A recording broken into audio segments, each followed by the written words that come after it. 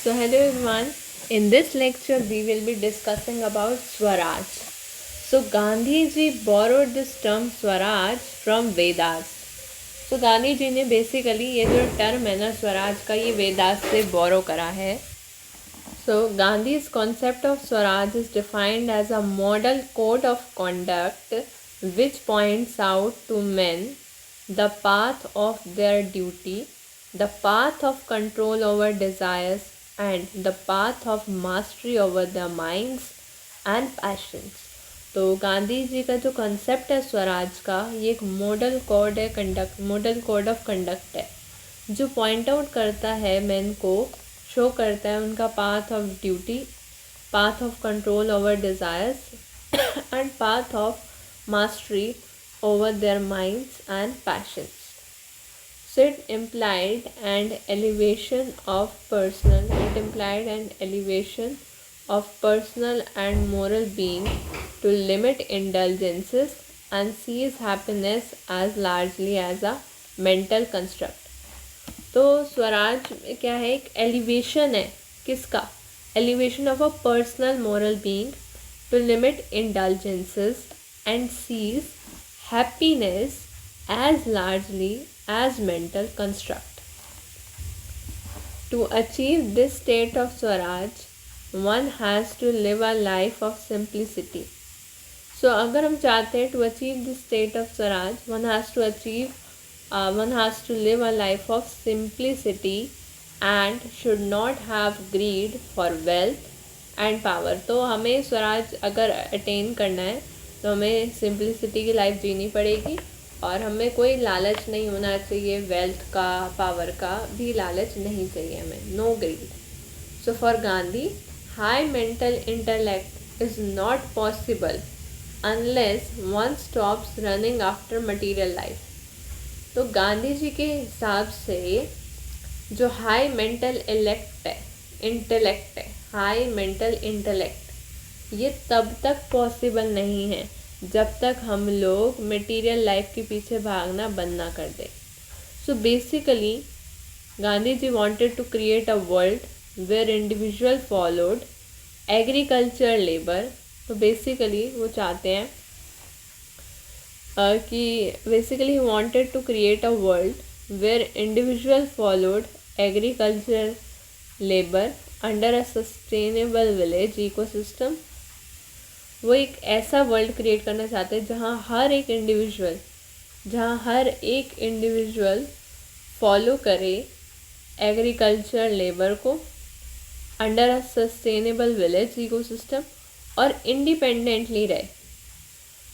ठीक है, तो एक ऐसा वर्ल्ड चाहिए कि हर एक इंसान एग्रीकल्चर लेबर, चाहे वो फॉलो करे एग्रीकल्चर लेबर को एक सस्टेनेबल विलेज इकोसिस्टम में और इंडिपेंडेंटली रहे. गांधी जी ने स्वराज को बेसिकली 4 तरीकों में फॉलो करने को कहा है. So Gandhi ji divided Swaraj in following ways. Number 1, national independence और फ्रीडम ऑफ नेशन. तो पहला क्या है, नेशनल इंडिपेंडेंस, पूरे नेशन की इंडिपेंडेंस या फ्रीडम ऑफ नेशन कह लो. दूसरा है पॉलिटिकल फ्रीडम ऑफ इंडिविजुअल, एक इंडिविजुअल की political freedom.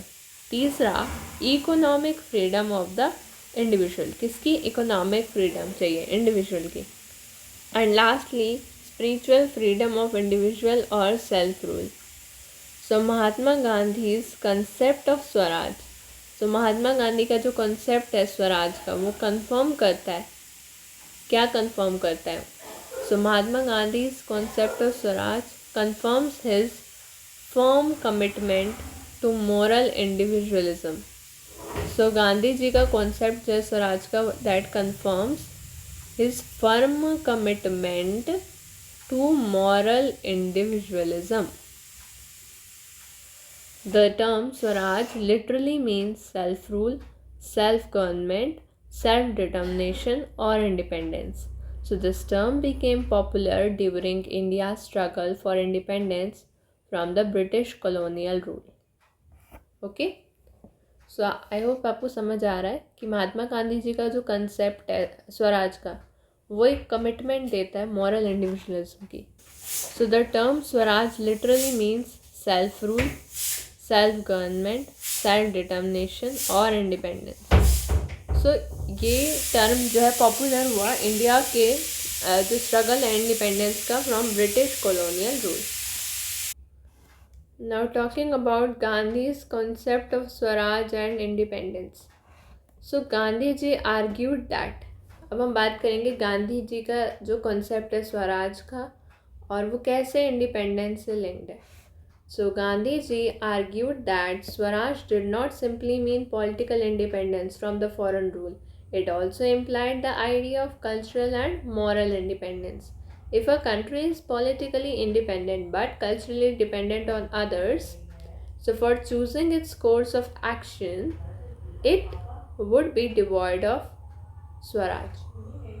So Swaraj does not close the doors of learning from others, but it requires confidence in one's own potential and decisions.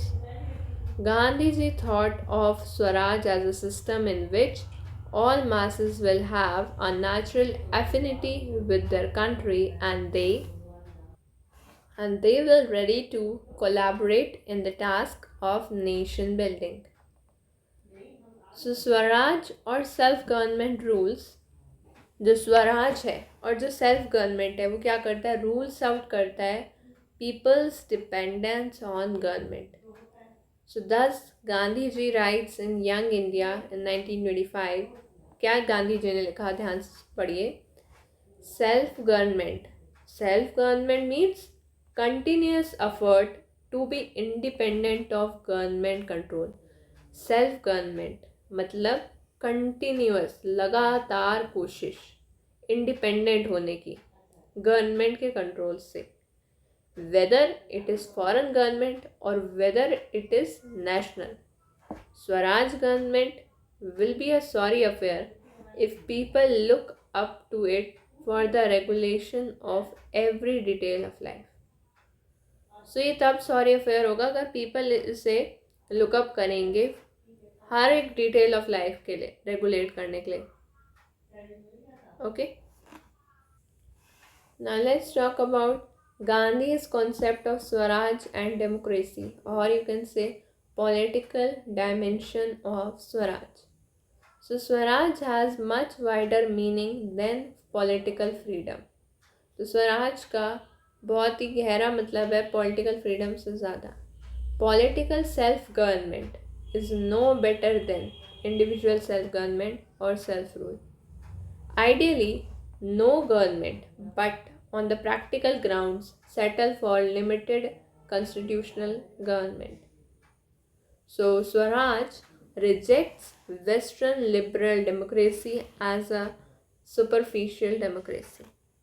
So, Swaraj denoted substantive participatory democracy, remove dichotomy of individual freedom in private and public life. तो स्वराज ने denote किया substantive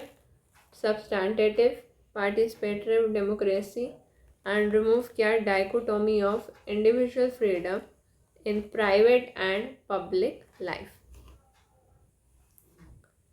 So limited political obligation, तो political dimension of Swaraj की बात करें तो उसमें अगला पॉइंट आता है limited political obligation. So government is based on consent, guided by the will of people and does not impose its own will over people. Then limited political obligation के अंदर और क्या पॉइंट आता है, right of civil disobedience against unjust rule.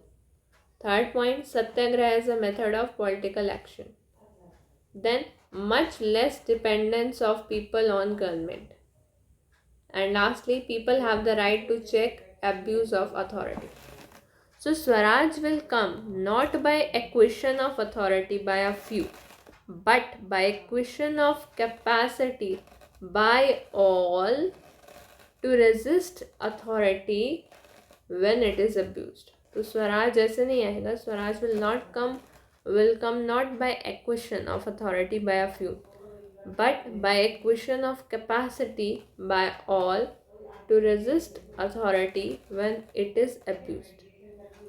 ठीक है, मतलब समझ आया कि स्वराज जो है वो ऐसे नहीं आएगा कि एक्विजिशन ऑफ अथॉरिटी हुई कुछ लोगों द्वारा, पर कैसे आएगा फिर? ऐसे नहीं आएगा, ऐसे आएगा acquisition of capacity by all to resist authority, जब वो अब्यूज कर रहे. So hence Swaraj is to be attained by educating the masses to a sense of their capacity to regulate and control authority. Moving towards economic dimension of Swaraj. So economic Swaraj stands for social justice. Economic Swaraj stands for social justice. It promotes the good of all equally, including the weakest, and is indispensable for a decent life. So economic Swaraj stand करता है एक social justice के लिए, ये promote करता है good of all equally including the weakest and is indispensable for a decent life. So according to Gandhiji, Britishers were responsible for economic degradation of India. Conscious soul must be root of economic activity. Every person should eligible for respectable living condition. तो गांधी जी मानते हैं कि भाई Britishers की वजह से हमारा India का बहुत ज़्यादा इकोनॉमिक डिग्रेडेशन हो गया. तो कॉन्शियस सोल जो है वो must be the root of economic activity and every person should be eligible for respectable living condition. Now we move towards Gandhiji on Swaraj and India's economic future. So for Gandhi, India's economic future lay in adulation of the चरखा. तो India का economic future Gandhi ji के according लाई करता है किसमें? Adulation of the charkha, that is the spinning wheel, and khadi which is the home's cotton textile. So if India's villages are to live and prosper, charkha must be universal. Moving towards social dimension of Swaraj. Social Swaraj. Social Swaraj मतलब, social Swaraj की मैं बात करूँ कि social Swaraj that means ideal of cooperation and tolerance. So Gandhi ji reiterate equality among society. He condemned Varna system and emphasized on work based on person's choice.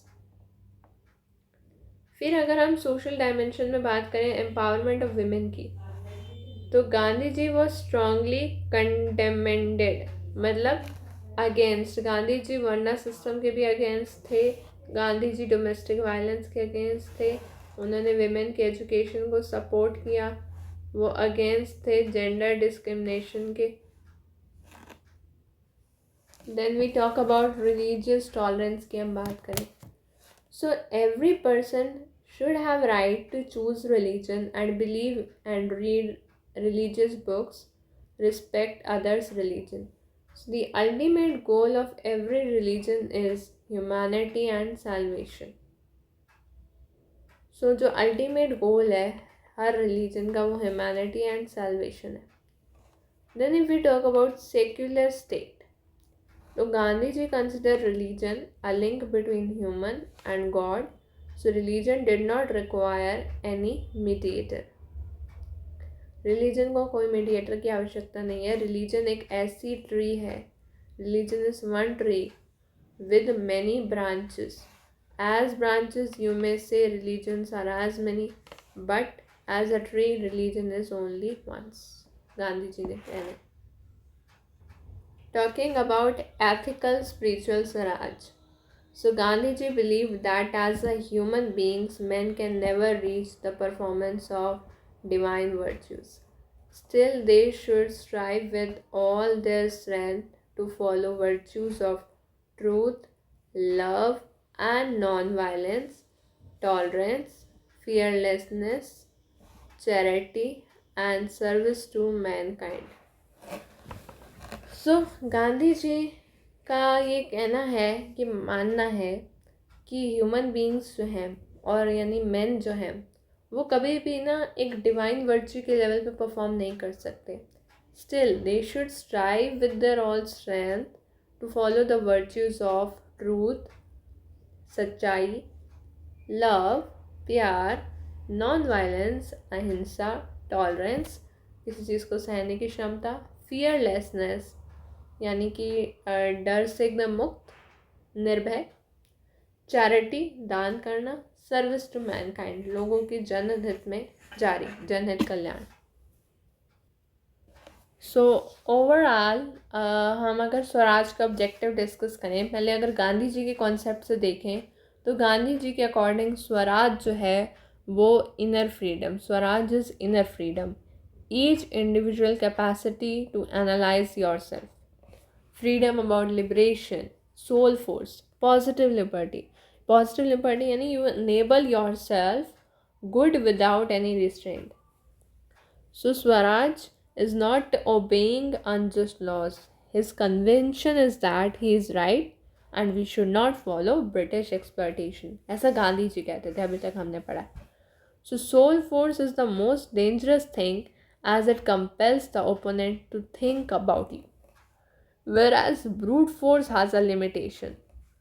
Soul force is the basis of Swaraj and this Swaraj is your end goal. और इस end goal को हम कैसे achieve कर सकते हैं?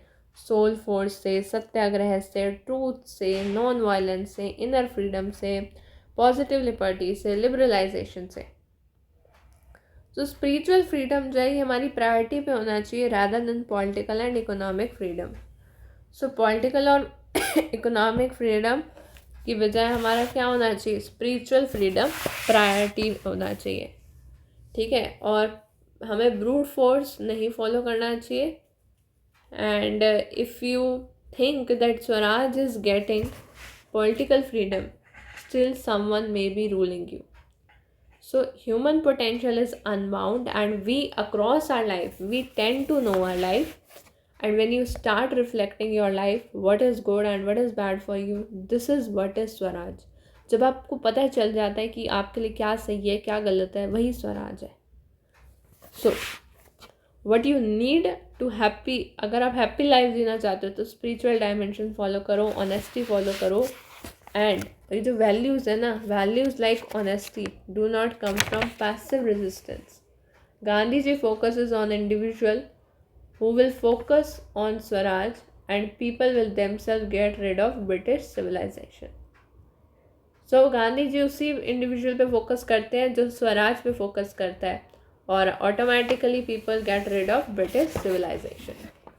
तो I hope आपको समझ आ रहा है कि आखिरकार स्वराज के क्या ऑब्जेक्टिव्स हैं. हम ये देख लेते हैं. पहला देखिए, self government is the main principle of Gandhi's Ram Rajya. Remove all types of inequalities and promoting ethical and economic development based on truth and non violence. Freedom of press, freedom of expression and thought, priority to ethical means in place of political structure. Then Sarvodaya yani ki the aim of ideal state is only the public welfare, that is greatest happiness of greatest numbers, but state should interfere less in public matter. Now what are the means of attaining Swaraj we discuss. So we discussed the means of attaining Swaraj: soul force, satyagraha, truth, non-violence, inner freedom, liberalization, positive liberty. So Gandhiji was a practical idealist and gave it content of integral revolution that encompasses all spheres of life. So all spheres of life are virtually connected with capacity of dispassionate self-assessment, ceaseless self-purification and growing self-reliance. So Gandhi was undaunted by the task of implementing such a utopian vision in India.